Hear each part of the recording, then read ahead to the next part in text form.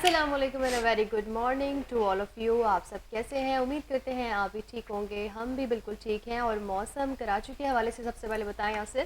تو کراچی میں گرمی تو بڑھنے لگی ہے. بتایا گیا ہے کہ 35 سے 37 ڈگری سینٹی گریڈ تک آج پارا جانے والا ہے. جبکہ آن دی ادر سائڈ پنجاب بھر میں بارشوں کا سلسلہ جاری ہے. گرج چمک کے ساتھ بارشیں ہو رہی ہیں. جس طرح ہم کل بتا رہے تھے کہ این ڈی ایم اے کی جانب سے بتایا گیا ہے کہ رین الرٹ ہے اور لینڈ سلائڈنگ کا بھی خدشہ ظاہر کیا گیا ہے. ساتھ ہی ساتھ خیبر پختونخوا کے بالائی علاقوں میں بھی بارش کے حوالے سے اچھی خبریں ہیں. لیکن انفارچونیٹلی ابھی کراچی کے لیے کوئی اتنی خاص خبریں نہیں ہیں بارش کے حوالے سے, کیونکہ یہی بتایا گیا کہ موسم مرطوب رہے گا, لیکن ہو سکتا ہے کہ رات کے پہر ہلکی بوندا باندی یا فوار پڑ سکتی ہے. ویلکم جی, good morning and wake up Pakistan میں خوش آمدید ایک دفعہ پھر. اور جناب ویدر سے ہم اس لیے سلسلے کا آغاز کرتے ہیں اپنے پروگرام کا کیونکہ سب سے زیادہ جو لوگ سوال کرتے ہیں وہ ویدر کے حوالے سے کرتے ہیں کہ اس موسم میں خاص طور پہ پورے ملک کو بڑی بے صبری سے انتظار ہے مونسون کا. پری مونسون کا اسپیل آ چکا ہے, بٹ جیسا بھی ہمارا نے بتایا کہ جو اپر ایریاز ہیں وہاں پر سلسلہ شروع ہو گیا ہے. پنجاب کے مختلف علاقوں میں اطلاعات آئی ہیں بارش کی, مگر یہ کہ کراچی کے حوالے سے کوئی اچھی خبر ہمارے پاس نہیں ہے, بلکہ اس کو اچھی خبر ہی سمجھا جائے کہ آپ کو بارش کا بھی کوئی امکان جو ہے نہیں ہے. ایگزیکٹلی, تو یہ سلسلہ جاری ہے. 15 کے بعد سے جو ہے وہ ہلکی بارش کے بارے میں پیش گوئی کی جا رہی ہے اور ہو سکتا ہے اس منتھ کے بعد نیکسٹ منتھ سے جو ہے باقاعدہ سلسلہ ہو. لیکن یاد رکھیے کہ جو بارشوں کا اسپیل ہے ہمارا یہ بہت چھوٹے وقت کے لیے ہوگا, بہت تھوڑے ٹائم کے لیے ہوگا. اس میں بہت زیادہ کنٹریکشن آتی جا رہی ہے. ہر سال اس میں جو دن ہیں وہ مونسون کے کم ہوتے جا رہے ہیں ڈیو ٹو یہ جو انوائرمنٹ چینجز ہو رہی ہیں اور یہ جو گلوبل وارمنگ ہے یہ سبب بن رہی ہے کہ بارشوں کا جو اسپیل ہے اس میں کمی ہوتی چلی جائے گی بتدریج. اور یہی وجہ ہے کہ یورپ میں آپ دیکھ رہے ہیں کہ ویدر میں بڑی تیزی سے تبدیلی آئی ہے ہمارا اور بہت زیادہ جو ہے وہ گرم اور مرطوب ویدر جو ہے وہ وہاں پر ہو چکا ہے. اور گرمی کی شدت, جس طرح ہم نے یورپ کی بات کی تھی کہ یورپ میں آیا گرمی کی شدت میں اضافہ ہوا ہے, تو اس بار امریکہ میں بھی یہی بتایا جا رہا ہے کہ وہاں بھی گرمی کی شدت میں اضافہ ہوگا. اور ہم نے دیکھا بھی ہے کہ وہاں پر عمومی طور پر جتنی گرمی ہوتی ہے اس بار اس سے زیادہ محسوس کی جا رہی ہے. یہی خبریں ہیں. اور سپورٹس کے حوالے سے یاسر بڑی انٹرسٹنگ خبریں آ رہی ہیں. کل جس طرح سے ہم بول رہے تھے کہ بڑا ہی انفارچونیٹ میچ تھا جو کہ برازیل جو ہے اب مرحلے سے باہر ہو چکی ہے. ناؤ اب ایک بڑی ٹیم اور مرحلے سے باہر ہو گئی ہے اور بہت سارے لوگ جو ہے نا بڑے اداس ہیں کیونکہ رونالڈو کی ٹیم باہر ہو چکی ہے, یعنی پرتگال اب اس مرحلے سے باہر ہو چکی ہے اور اسپین نے شکست دے دی ہے پرتگال کو. بڑا ہی زبردست میچ ہوا یہ بھی. بتائیے سر آپ نے کیا فیل کیا؟ Sad news indeed. Cristiano Ronaldo you know he is also one of the greatest player اور جن کو کہتے ہیں گریٹسٹ آف آل ٹائم کی لیگ میں جو ہے وہ میسی اور رونالڈو ہمیشہ سے شامل رہے ہیں. بٹ میسی کے پاس فارچونیٹلی لاسٹ ورلڈ کپ کے اندر جو ہے وہ ٹائٹل آ گیا تھا. کرسٹیانو رونالڈو کے پاس اب تک نہیں آیا ہے اور اس کے علاوہ بہت سارے ٹائٹل ہیں, بٹ یٹ لوگ دیکھنا چاہتے تھے, ہم خود دیکھنا چاہتے تھے دو کہ وی آر میسی فین. ہم میسی کے فین ہیں لیکن ہم کل بڑے جس طرح رونالڈو رو رہے تھے تو وہ بڑا ایک سیڈ مومنٹ تھا کیونکہ ان کا لاسٹ آئی تھنک یہ میچ ہے, وہ ریٹائر ہو جائیں گے اب. ایگزیکٹلی, موسٹ لائکلی ایسا ہی ہے. فٹنس کا تو ہمارا لیول یہ ہے کہ وہ ایسا لگتا ہے اپیرنٹلی کہ ہو سکتا ہے کہ اگلے ورلڈ کپ میں بھی اویلیبل ہو, بٹ اس وقت اب مشکل ہوتا جا رہا ہے کیونکہ وہ ٹیم کمبینیشن نہیں ہے, وہ پلیئرز اویلیبل نہیں ہیں جو پاسٹ میں ہوا کرتے تھے. اور یہ اگر آپ کے پاس کمبینیشن نہ ہو, پلینگ 11 اسٹرانگ نہ ہو, تو پھر ایک انڈیویجول کے لیے بڑا مشکل ہوتا ہے پورے ٹیم کو لے کر چلنا. اور ہر میچ کے اندر جو ہے انہوں نے اس میں بھی ورلڈ کپ کے اندر گول سکور کیا ہے, بٹ انفارچونیٹلی کل وہ گول سکور نہیں کر سکے. صرف ایک گول سے اسپین کی ٹیم جو ہے وہ کامیاب ہوئی ہے. یہ ہمیشہ سے اسپین کی ٹیم جو ہے وہ بہت لو مارجن کے ساتھ جو ہے وہ میچز جیتی آئی ہے. اس سے پہلے جب انہوں نے چیمپئن شپ جیتی بھی, انفیکٹ ورلڈ کپ جیتا, تو وہ بھی مارجن بہت لو رہا تھا. ایک گول سے ہی انہوں نے جو ہے وہ فائنل بھی بالکل. فرسٹ ہاف میں یاسر ہم نے دیکھا کہ کوئی بھی گول نہیں ہوا, بڑی اسٹرانگ دونوں ٹیم کھیل رہی تھی.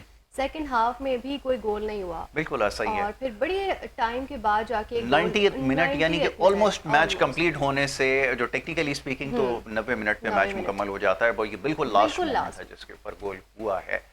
تو سیڈ نیوز انڈیڈ رونالڈو کے جتنے بھی فینز ہیں ان کے لیے کہ وہ ورلڈ کپ میں آگے ان کو نہیں دیکھ سکے, اور ہمارے لیے بھی انفیکٹ کہ ہم یہ چاہتے تھے کہ میسی اور جو رونالڈو ہیں وہ آمنے سامنے ہوں, بٹ انفارچونیٹلی ایسا نہیں ہو سکا. آپ خوش ہوں گے کیونکہ بیلجیم جو ہے وہ جیت چکی ہے اور یو ایس اے ہار چکی ہے.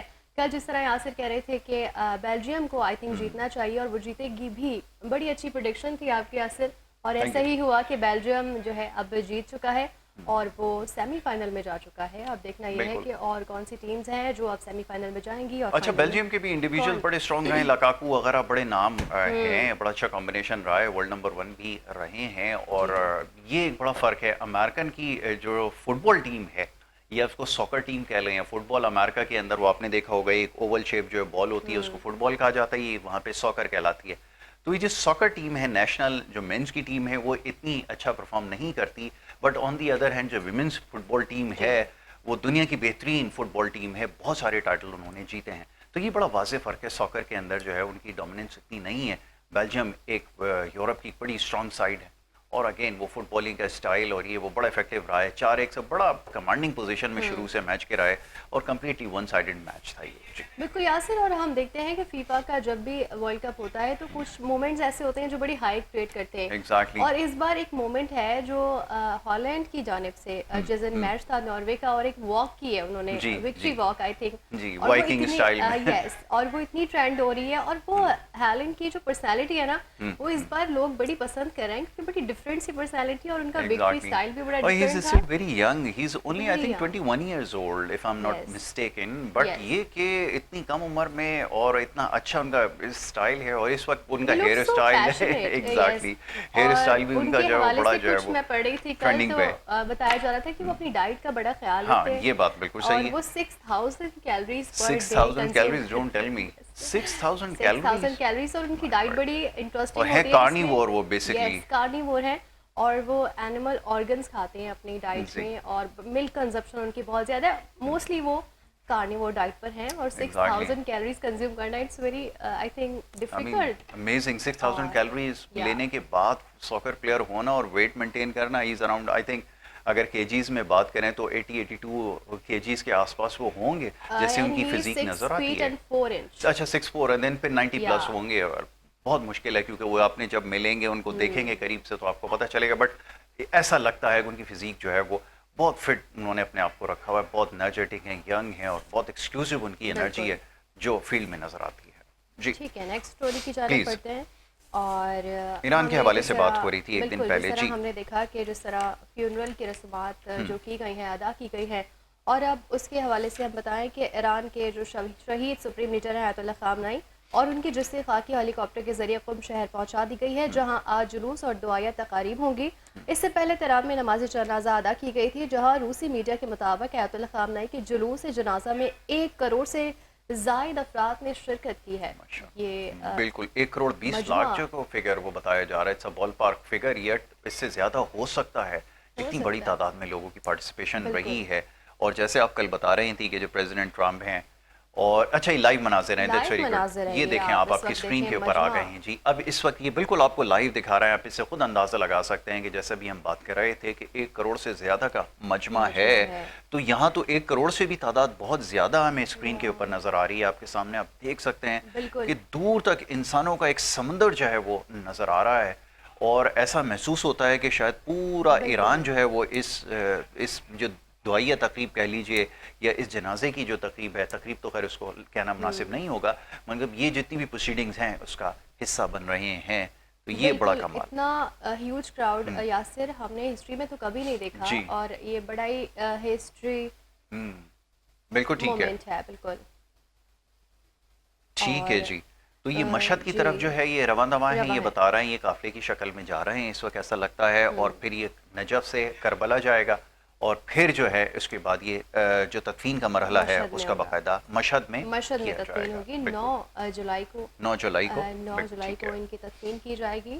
اور آن دی ادر ہینڈ نا یاسر, اس طرح کا چیز دیکھ کر ڈونلڈ ٹرمپ جو ہے وہ بڑے حیران ہیں, کیونکہ ان کی تھنکنگ کے حساب سے انہیں لگتا تھا کہ ایران کے لوگ اپنے لیڈر کو پسند نہیں کرتے, لیکن نہ وہ اب یہ دیکھ سکتے ہیں کلیئرلی کہ یہاں کے ایران کے لوگوں کی اپنے سپریم لیڈر سے کتنی محبت ہے.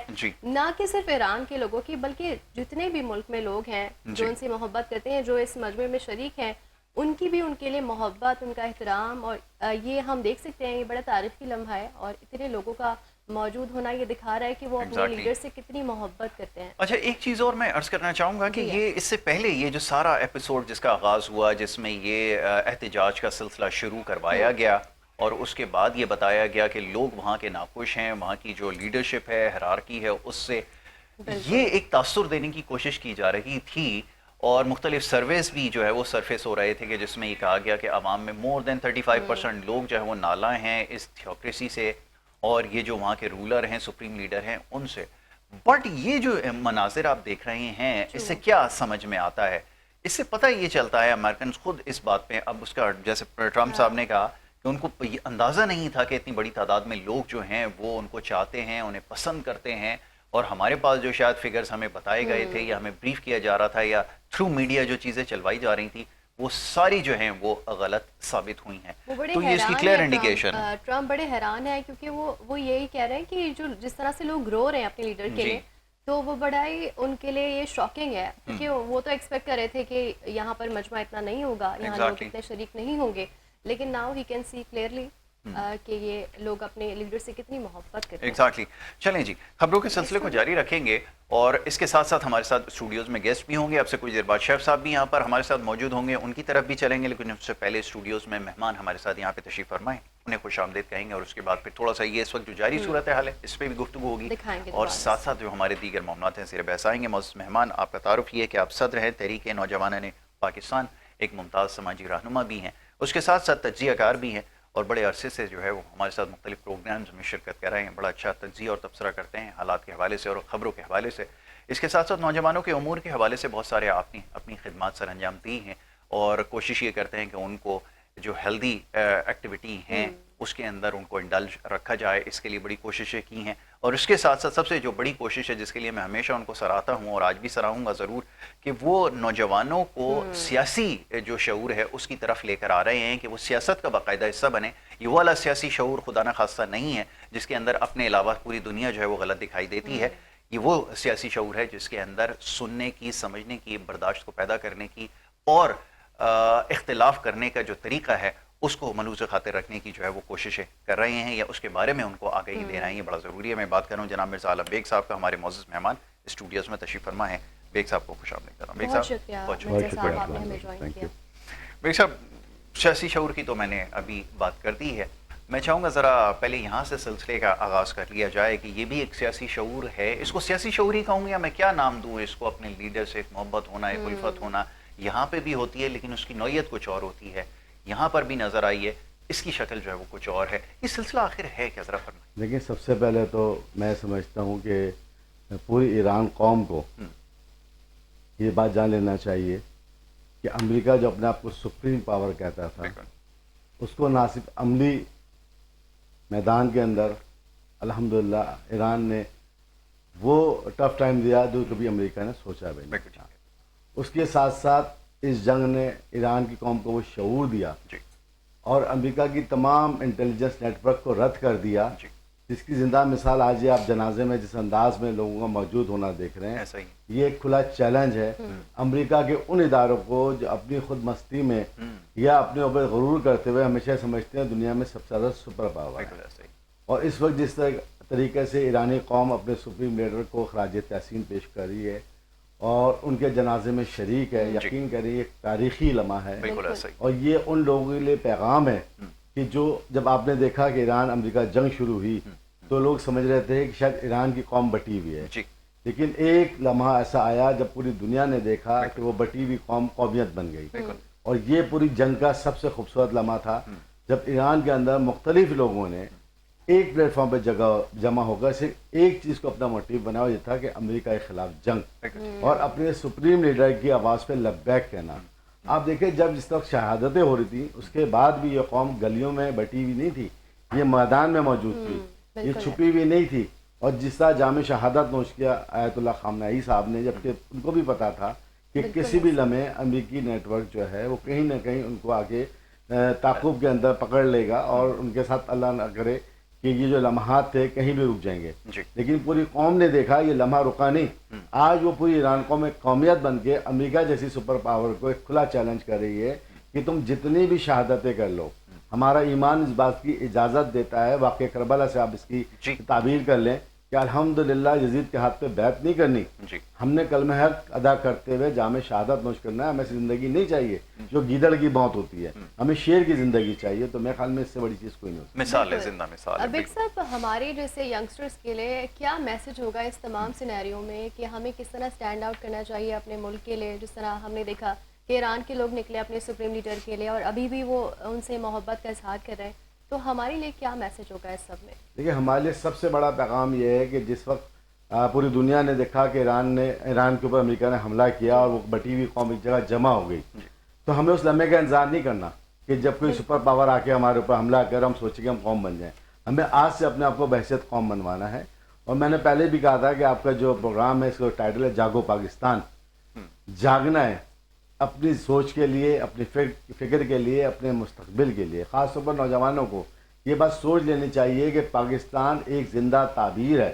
پاکستان الحمدللہ تا قیامت رہنے والا ہے, جس کے لیے پچھلے دنوں فیلڈ مارشل عاصم منیر صاحب نے جملہ کہا, پاکستان ہمیشہ زندہ آباد.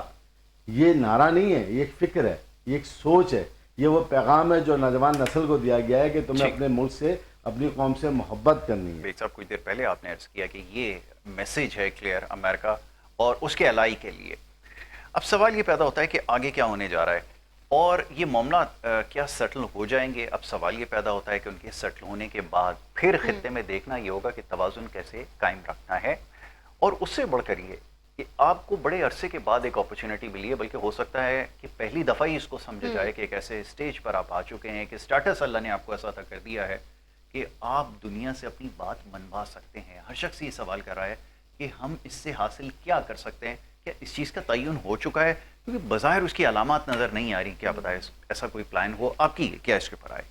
دیکھیں, سب سے پہلے تو آپ کو پتہ ہے کہ ابھی تک انسٹیبلٹی ہے, چیزوں میں کوئی استحکام نہیں آیا. اس سب نہ سے مشرق وسطیٰ کے اندر, پوری دنیا کے اندر ابہام پایا جاتا ہے. کیونکہ آپ کو پتہ ہے جنگ کوئی لمحات میں نہیں ہو, دنوں میں نہیں, کئی دہائیوں پر مشتمل ہے. اور آج بھی جو ان کے درمیان بنیادی اختلافات ہیں وہ موجود ہیں, اس کی طرف کوئی بھی نہیں آیا. اس وقت جو موجودہ صورتحال تھی اس کو لے کر لوگوں نے, خاص طور پہ جو میڈیوکر تھے, جو اس کے بیچ میں ان لوگوں کے ساتھ بٹوین ایک صورتحال پیدا کر رہے تھے کہ آپ امن پیدا ہو جائے, استحکام پیدا ہو جائے, وہ بھی سطحی طور پہ جو باتیں ہیں اس کی طرف گئے ہیں. بنیادی اختلافات اپنی جگہ موجود ہیں. جب تک یہ بنیادی اختلافات طے نہیں ہوں گے, میں یہ سمجھتا ہوں یہ جنگ اپنی جگہ موجود ہے. ٹھیک ہے, اگر وقتی طور پہ ہم دیکھیں تو ٹھیک ہے, اوکے, استحکام ہو جائے گا, جنگ رک جائے گی. اس کا سب سے بڑا فائدہ اگر آپ کہتے ہیں پاکستان کے حوالے سے, جس طرح پوری دنیا دیکھ رہی ہے پاکستان کی طرف, وہ نہ صرف بین الاقوامی سطح پر اپنی بات کو منوا سکتے ہیں, جس میں سب سے پہلے آپ کی معیشت ہے.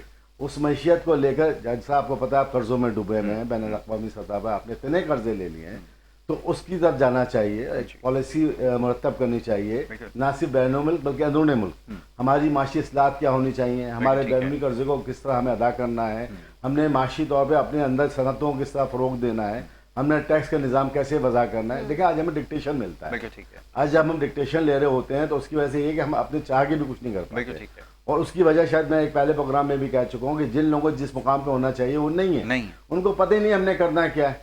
آپ نے دیکھا ہوگا بعض لوگ آتے ہیں ٹی وی کے اوپر لکھی لکھائی تقریریں پڑھتے ہیں اور چلے جاتے ہیں. ان سے اگر کوئی سوال کر لیا جائے تو لیفٹ رائٹ دیکھ رہے ہوتے ہیں. تو میں سمجھتا ہوں صحیح جگہ پہ صحیح مقام پہ لوگوں کا تعین ہونا چاہیے, اور ساتھ میں اس وقت جو بین الاقوامی صورتحال ہے اس کو سامنے رکھتے ہوئے فیصلہ کرنا چاہیے. ایسی مثبت پلاننگ لینی چاہیے جس سے آنے والے وقتوں میں پاکستان کو فائدہ ہو. بالکل سر, آپ کو لگتا ہے کہ جس طرح آپ نے بھی کہا اور ہم پہلے بھی اس حوالے سے بات کر چکے ہیں کہ پاکستان کو یہ کرنا چاہیے کیونکہ پاکستان نے ایک اچھا رول پلے کیا ہے ایز اے میڈیٹر, اور آپ کو لگتا ہے کہ پاکستان اس چیز کو کنسیڈر کرے گا, جس طرح آپ نے بتایا کہ اپنی پالیسیز کو بہتر کرنے کے لیے, اپنے قرضوں کو معاف کروانے کے لیے, اس طرح کی چیزیں کرے گا پاکستان؟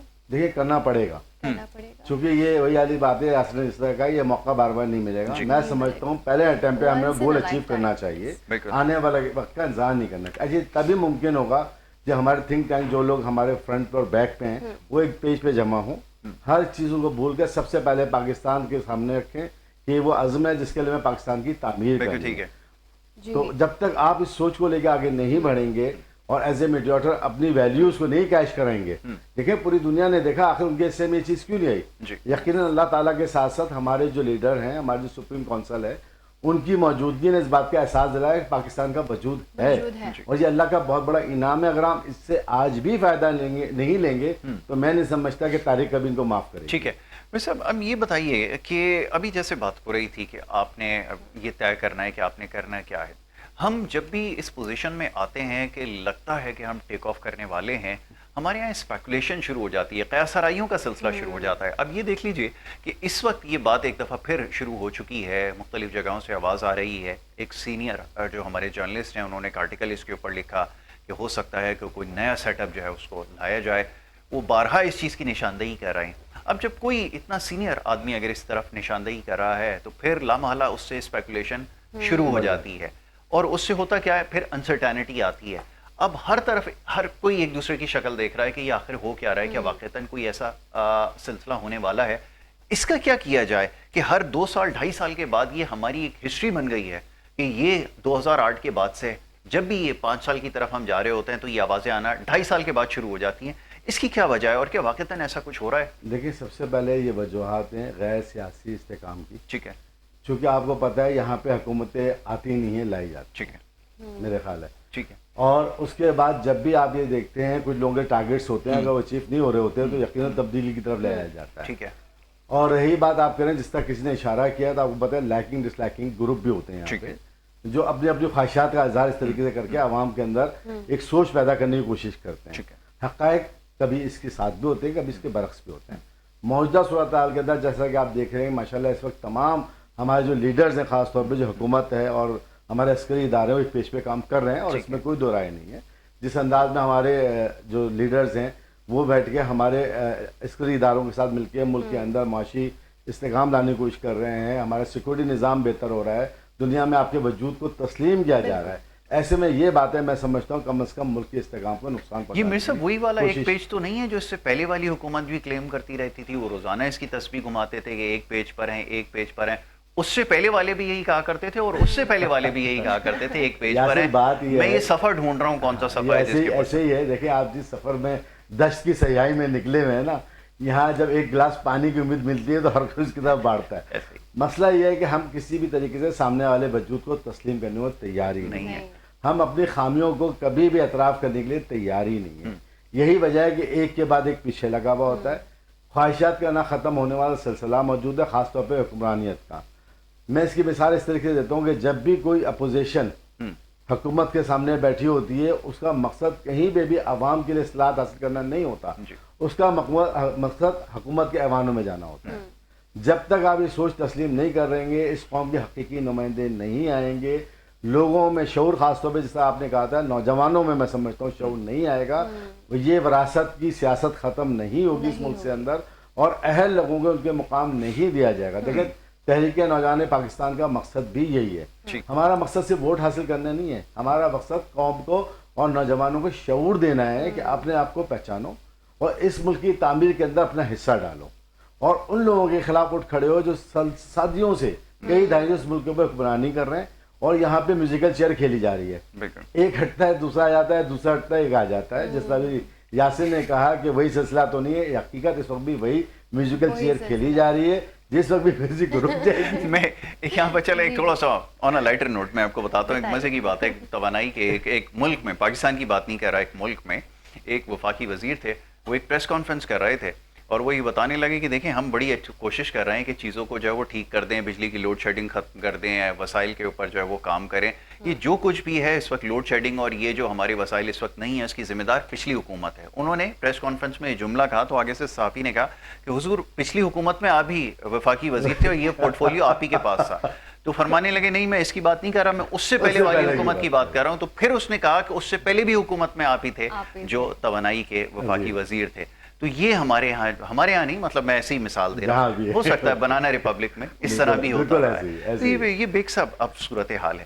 لاسٹلی بیگ صاحب اب پھر وہی آپ سے سوال ہے, آپ نے کہا کہ لیڈرشپ, میرا سوال یہی ہے ہمیشہ کہ یہاں جو سیاسی شعور اس سوسائٹی میں پریویل کرتا ہے, آپ مجھے معاف کیجئے تھوڑی سی تلخ بات ہے, اس کو دیکھتے ہوئے بڑا مشکل ہے یہاں پر مجھے I'm very sorry نہیں کہنا چاہیے، میں مکمل نا امید ہو چکا ہوں کہ جہاں پر اس قسم کی لوگوں کے جہاں پر لوگ خوبصورتی پہ، چپل کے ڈیزائن پہ، پیر پہ پیر رکھنے پہ، سلیوز کو رول کرنے کے اسٹائل پر جب ووٹ دے رہے ہو کہ خوبصورت ہے، بال اچھے کاٹتا ہے، بڑی وہ ہے، مگر یہ نہیں دیکھتی کہ ڈیلیور کیا کیا گیا ہے. بتائیے دیکھیں جہاں کیا کروں میں ایسے اس سیاسی ملک شعور کے کا؟ اندر سب سے بڑی بات جس طرح آپ نے کہا انداز کوئی بھی ہو، اصل میں ہم لوگ شخصیت پرستی کے پیچھے چل رہے ہیں. یہ ہے بات. ٹھیک، جب تک ہم اس احسار سے باہر نہیں آئیں گے اور ہم ووٹ کی پاور کو نہیں جانیں گے اس وقت تک یہ تبدیلی نہیں آئے گی. یوں ہی شخصیت پرستی کے پیچھے ہم لوگ بھاگیں گے، کبھی سینڈل کے پیچھے، کبھی کپلنگ کے پیچھے، کبھی کپ کے پیچھے، کبھی کھلے گریبان کے پیچھے. حقیقت یہ ہے کہ میں بار بار یہ بات کہہ رہا ہوں کہ اس وقت سب سے بڑا رول ہمارے نوجوانوں نے ادا کرنا ہے. ان کو اس حصار سے باہر آنا ہے. اس کے لیے ہم کام کر رہے ہیں. تحریک نوجوان پاکستان، دیکھیں ہمارے جو بانی جنرل حمید گل صاحب تھے، آپ اگر ان کا تاریخ اوراق میں جا کے ان کا کردار دیکھیں ماشاءاللہ، تو جس انداز میں انہوں نے اس ملک کو استحکام دیا، جس انداز میں فکری افکار دیے، اور آج پوری دنیا ان کی حیثیت کو تسلیم کرتی ہے. آج یہی وجہ ہے جب ہم نے تحریک نوجوان پاکستان کو، جوانان پاکستان کو جب ہم نے ملک کے اندر متعارف کرایا، اور ہمارے موجودہ چیئرمین جنرل حمید گل صاحب کے صاحبزادے ہیں عبداللہ گل صاحب، ان کو آپ دیکھیں جس انداز میں بات کرتے ہیں، جو فکر وہ پیش کرتے ہیں، اس کا ٹوٹل کلیہ یہی ہوتا ہے کہ نوجوانوں کو آگے آنا ہے، شخصیت پرستی سے باہر نکلنا ہے، اور اس ملک کو ان کے حقیقی لوگوں کے حوالے کرنا ہے. بالکل سر، آپ نے بہت اچھی بات کی. ہماری یوتھ کو یہ ساری باتیں سیکھنے کی، سمجھنے کی بہت ضرورت ہے، کیونکہ پاکستان وہ ملک ہے جہاں پر 60% آبادی ہماری یوتھ پر مشتمل ہے. اور بہت اچھی بات سر آپ نے کہی. آپ کا بہت شکریہ کہ آپ نے ہمیں وقت دیا اور بہت اچھی گفتگو ہماری رہی.